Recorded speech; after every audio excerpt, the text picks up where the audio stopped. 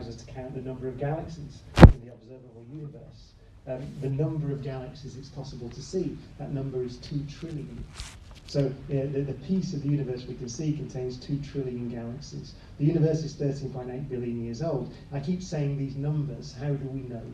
I want to spend just a few minutes in the second half of this talk talking about the science of cosmology and how we know these things. So how do we model these things? How do we make measurements? How do we make predictions about the future of the universe? How do we understand its past? Well, in some sense, but I'll correct myself in a few minutes, we can only see the present. Well, the way we do it in cosmology is to have a physical theory, a framework within which we can make sense of observations.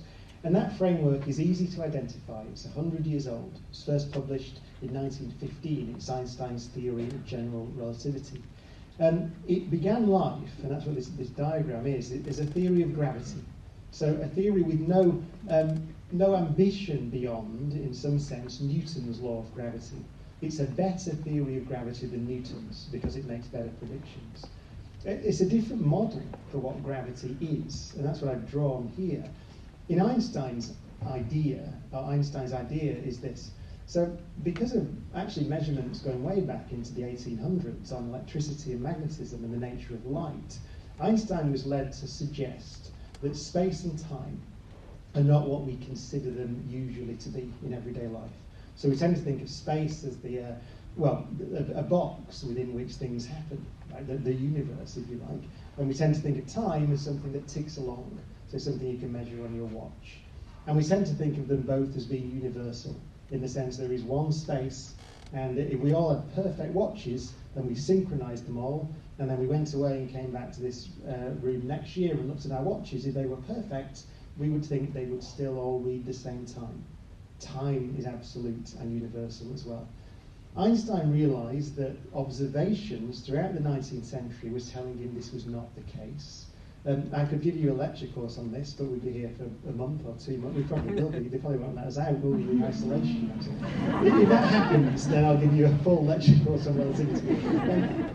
The upshot, though, in Einstein's mind, was that space and time should be merged together as concepts into a single concept, which is called space-time, often called the fabric of the universe.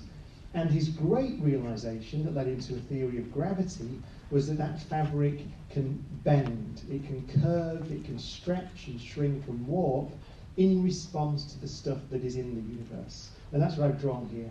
So I've drawn the planet Earth in the fabric of the universe, in space-time, and the presence of the Earth, the matter, the energy, the mass of the Earth is causing that fabric to distort.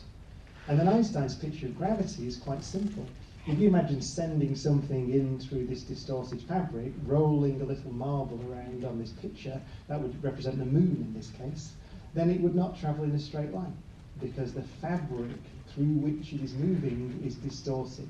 You can sort of see, if you sent it in at the right way, that it might go round and round. It might go into orbit around the Earth because of the distortion of the fabric.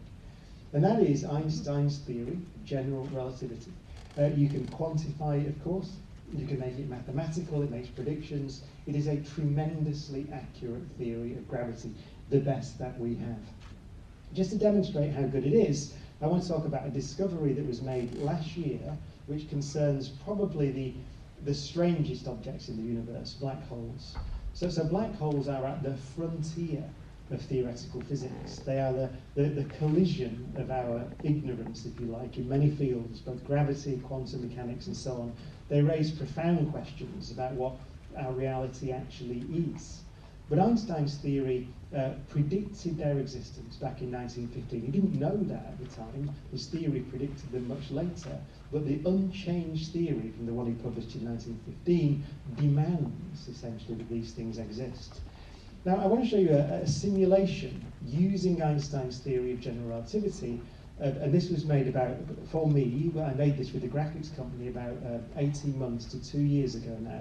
So before we made an observation of what a black hole looks like. But this is the prediction from Einstein's theory. What you're seeing here is a camera flying towards a black hole. And it's going to go into orbit around the black hole. Now, immediately as we start approaching it, you see there's distortion in the star background. That distortion is calculated only using Einstein's equations. I should say the software that we used to do this was developed for the film Interstellar by a company called DNEG. When Chris Nolan, the director of Interstellar, wanted a black hole, which is a key character in the film, he didn't want an artist's impression. And so he essentially paid for the graphics company DNEG to code Einstein's theory of general relativity into the graphics software, and that's what we used to make this simulation.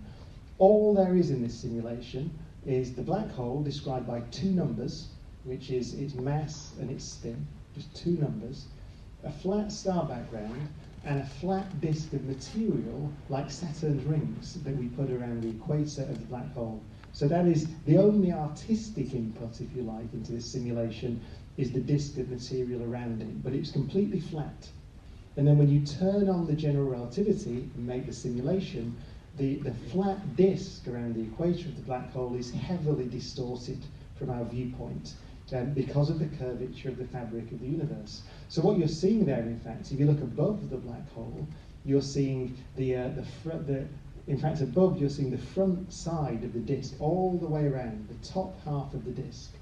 Behind the black hole as well, distorted upwards around the top of the black hole, and underneath you're seeing the underside of the disk, the whole thing distorted around.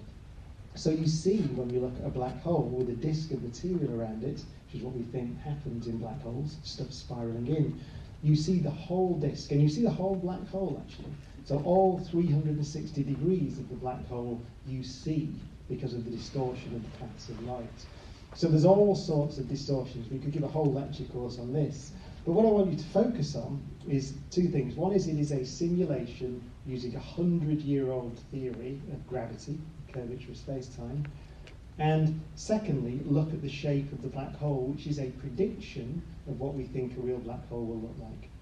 Now, 1 year after I commissioned this graphic and we made this graphic, a photograph of a black hole was acquired. It was acquired by a collaboration called the Event Horizon Collaboration. And what they did was they linked radio telescopes up around the world, both northern, southern hemisphere, east and west again, Asia, North America, Europe, and actually even this one, which is one of the most exotic telescopes in the world, at the South Pole. So this is a South Pole telescope. When you do that, you build a telescope that is effectively the diameter of the Earth. And so it has tremendous resolving power. It's incredibly difficult to do because you've got to know that all the light's coming from the thing you're looking at, you've got to synchronize it. It's a massive engineering challenge, but they managed to do it. And what they did was they pointed this Earth-sized array of telescopes into a galaxy, which is called Messier 87. And if I get my little laser pointer, it's this big one. So if you can't see, it's the one in the middle of this image. This there, all the way over there, that one. This image, by the way, is an image of the sky in the constellation of Virgo. It's called the Virgo supercluster of galaxies. And in fact, even if you have a small telescope, perhaps not in London, but if you go out into somewhere dark and you look into Virgo, you see these galaxies. It's like galaxy soup, hundreds of galaxies in this region of sky. And this is a beautiful photograph of that. You see all those galaxies. But the big one in the middle, Messier 87, it's a big galaxy, about 1 trillion stars, 55 million light years away. And we had strong evidence that there was a black hole at the centre of this galaxy. And so what the Event Horizon Collaboration did was focus the Earth-sized telescope into the heart of that galaxy, 55 million light years away, and took this image, which you may have seen actually, a very famous image. This is the first photograph, actually from radio telescopes, but it really is a photograph of a black hole at the centre of a galaxy. And the most remarkable thing is it looks like the black hole in the simulation. It didn't have to. Some of the characteristics, which are very odd actually, so the black circle in the middle, you might call it the event horizon. It's actually called the shadow of the black hole. It's the region from which no light can escape and nothing can be seen behind it in the star background. That didn't need to be there. It tells you there is such a thing. But also the shape of the material, which will be in a disk and will be spiraling into the black hole, but the distortion of the picture, the image of that disk as seen from Earth 55 million light years away, is heavily distorted, as predicted by Einstein's theory. I gave a talk actually somewhere where there was a slightly more cynical audience, and someone said, it's a bit blurry, isn't it? I said, like, oh, fuck off, it's 55 million light years away. It's actually remarkable. I mean, by the way, this is a big, well, how big is it? What's the scale of this thing? So it's, the black hole is about 6 billion times the mass of the sun. So it's what's called a supermassive black hole, 6 billion times the mass of the sun. And the radius of that shadow, the event horizon if you like, is about 2 to 3 times the diameter of our solar system. So it's a big structure, it's a solar system sized structure, but remember it is 55 million light years away. So it's a tremendous technical achievement to take a photograph like this. But the key thing is it looks like the prediction, which is a straightforward prediction of Einstein's 100-year-old theory. So it's passing every 21st century challenge that we throw at it. And there's a lot of information in here. And again, I could talk forever about the information in there. But I want in the last 10 minutes or so to bring these ideas together. So I've talked about the size and scale of the universe. And I've talked a bit about the framework that we use to describe the large-scale evolution of the universe. And how does this theory of gravity, which is a good theory of gravity, translate or become a theory of cosmology, which is a theory of the origin and evolution of the universe? Well, it became a theory of cosmology actually before the idea of black holes was extracted from the theory, in the hands of just a few physicists. And in some sense, it had to be the case. We're talking about 1918, 1920. There weren't actually that many physicists at the time. But there are two that really stand out. It's unusual actually in science. I mean, quite often science is done, and certainly today, by big groups of men and women across the world. Back then, as I said, there weren't that many physicists. But also in this case, there were only 1 or 2 that were taking Einstein's theory and doing something very bold with it, which was applying the theory to the universe as a whole. How can you do that? It occurred to Einstein pretty quickly. It's easy to say in words what occurred to him, but it's a bold idea. The idea is this. So I showed you earlier that picture of the Earth, with the fabric of the universe being curved by the presence of the Earth. And that's the way that we did the black hole simulation, by the way. You put the black hole into the theory, it tells you how the fabric of the universe curves, and then you can trace the light rays around through that curved space-time, and you get the images that we saw of the black hole.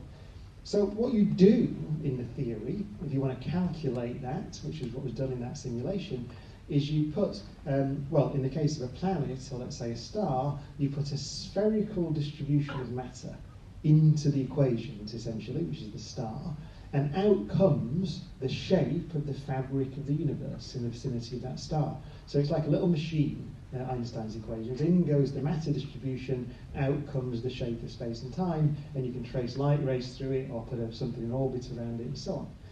What Einstein thought in about 1917, so only a couple of years after he published the theory of gravity, was that, well, if I can do that for a solar system, for a star like the sun, as we calculate the orbits of planets, why can't I do it for the universe?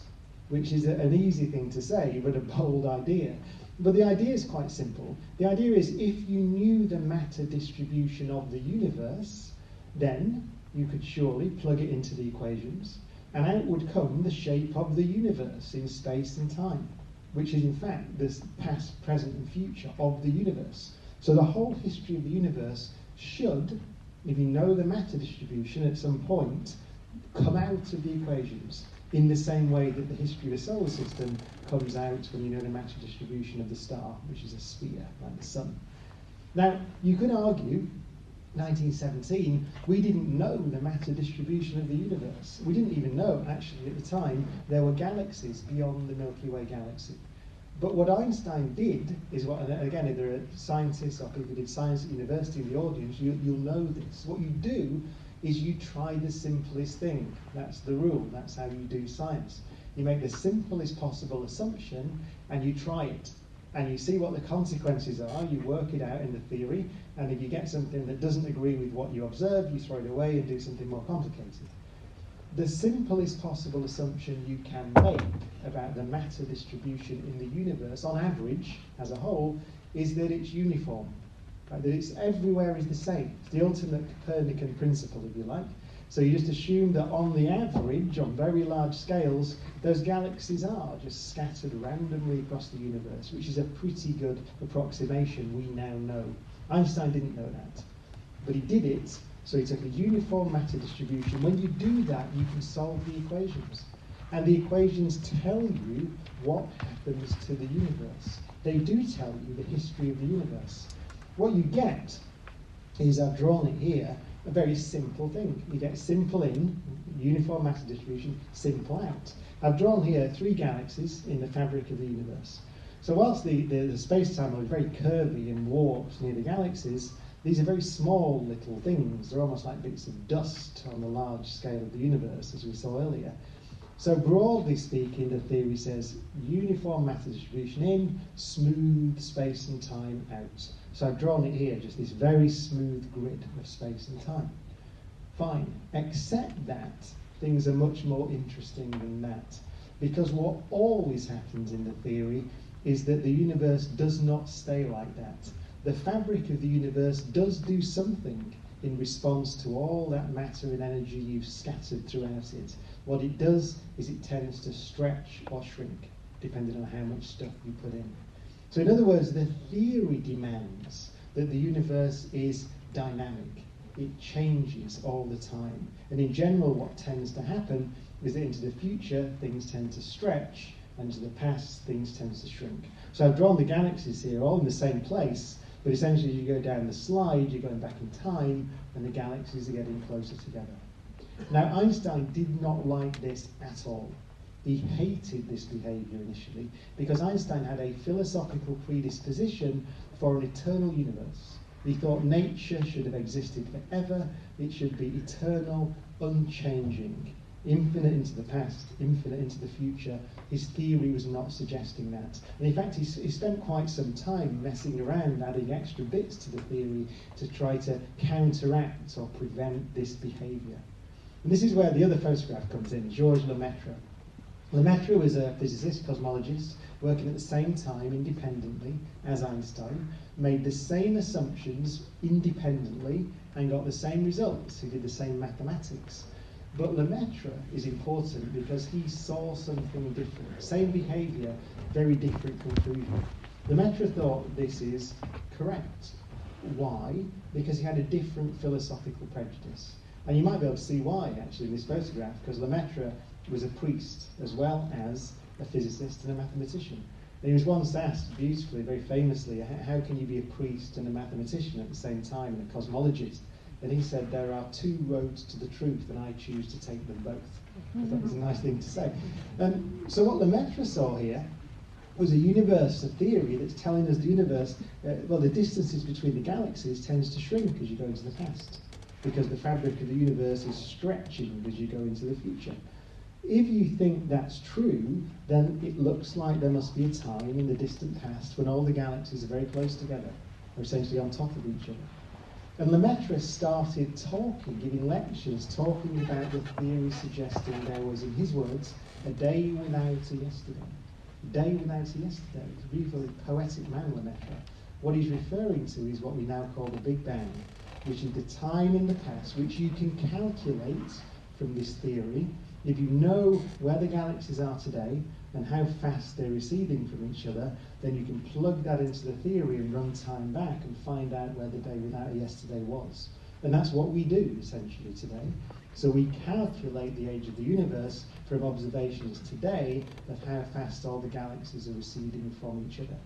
Lemaitre didn't know that at the time, but the theory is suggesting that that would be the case. And Einstein, actually, they met at a conference in Belgium in the mid-1920s, and Einstein said to him, your mathematics is excellent, but your physical intuition is lousy, because he didn't, Einstein disagreed. Ultimately, Einstein had to agree because Edwin Hubble, in the late 20s, proved or observed that the galaxies are indeed receding from each other.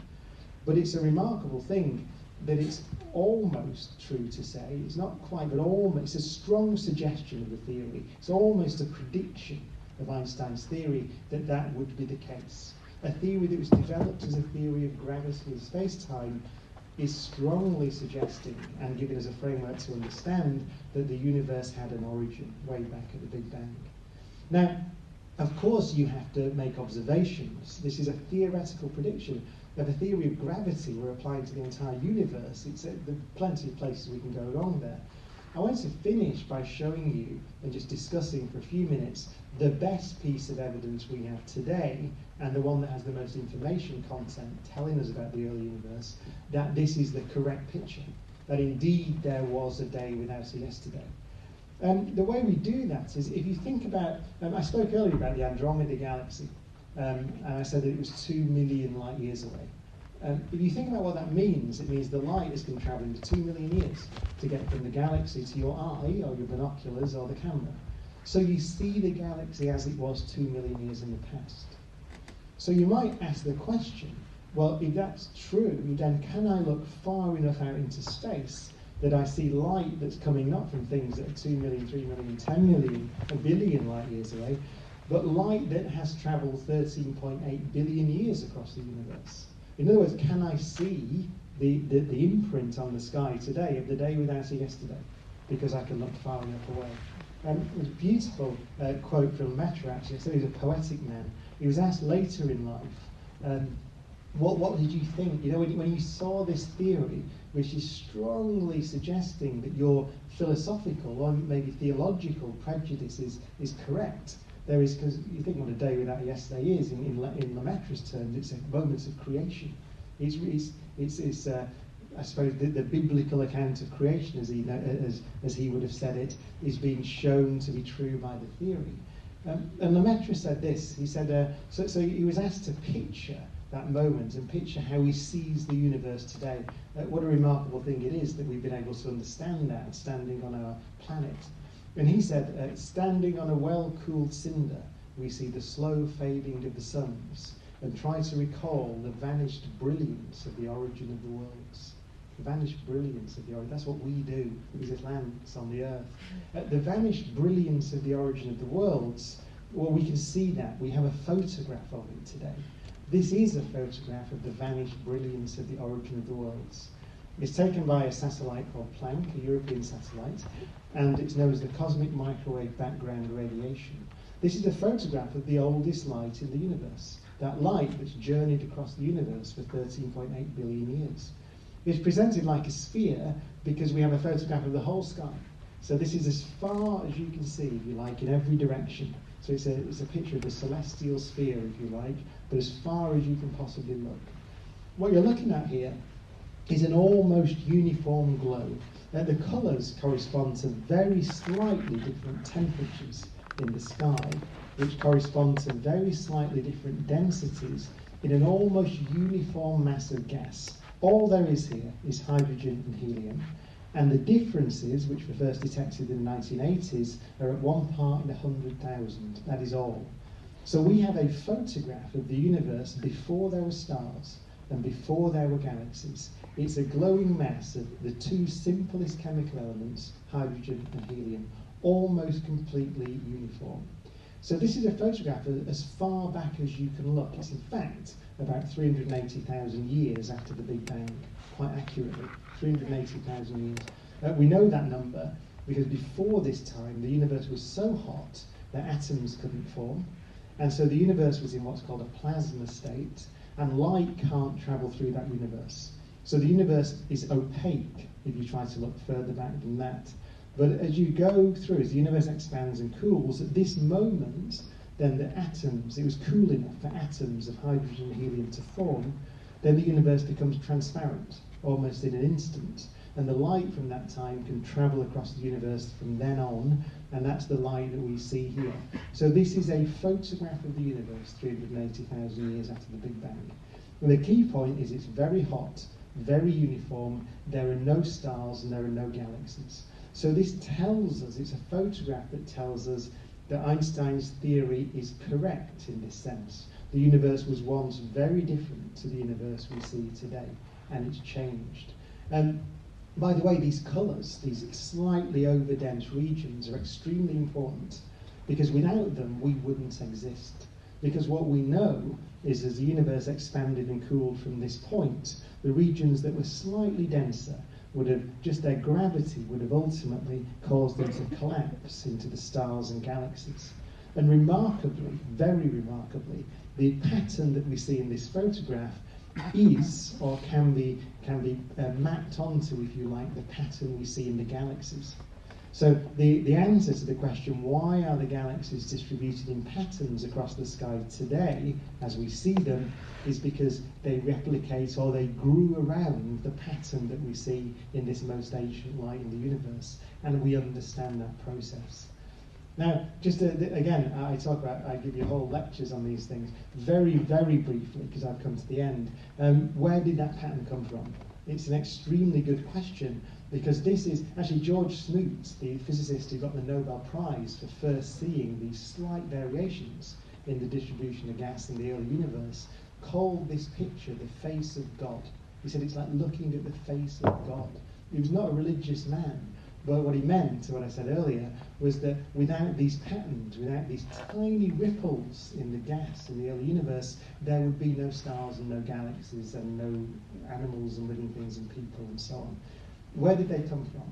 Well, remarkably, we have a theory called inflation, which is a theory of what happened before the Big Bang, by which I mean what happened before the universe became hot and dense in the first place, 13.8 billion years ago.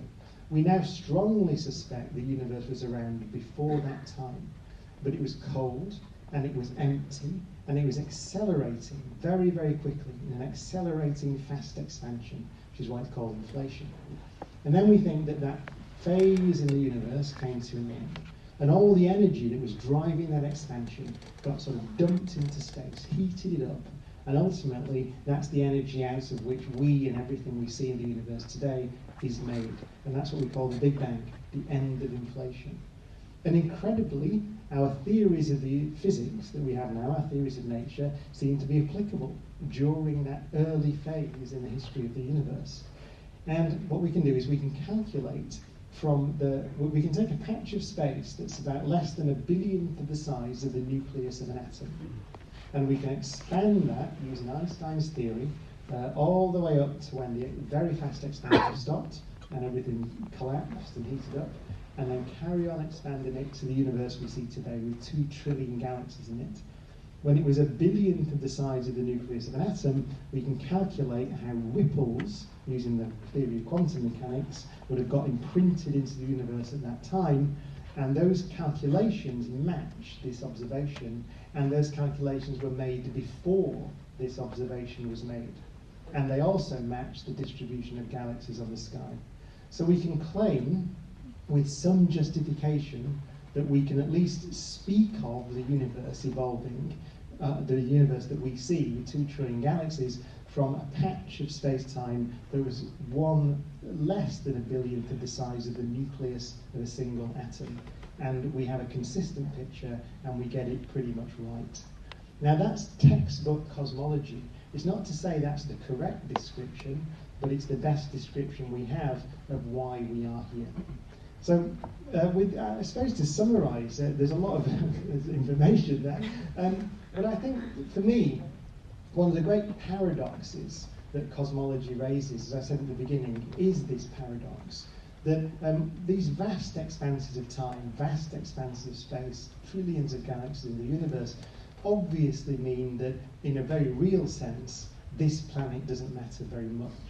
However, it is potentially, as I underlined, the only place in our galaxy, so the only place in the local neighbourhood, and by neighbourhood I'm defining several million light years, where atoms have come together from those earliest times. Hydrogen and helium atoms have managed to come together to build structures that can understand atoms, and that can build a theory that can tell us potentially how, not necessarily how our universe began, but how our universe evolved from a time possibly even before the Big Bang.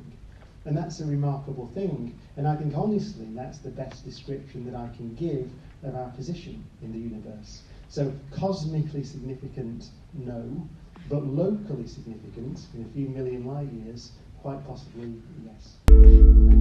Thank you very much.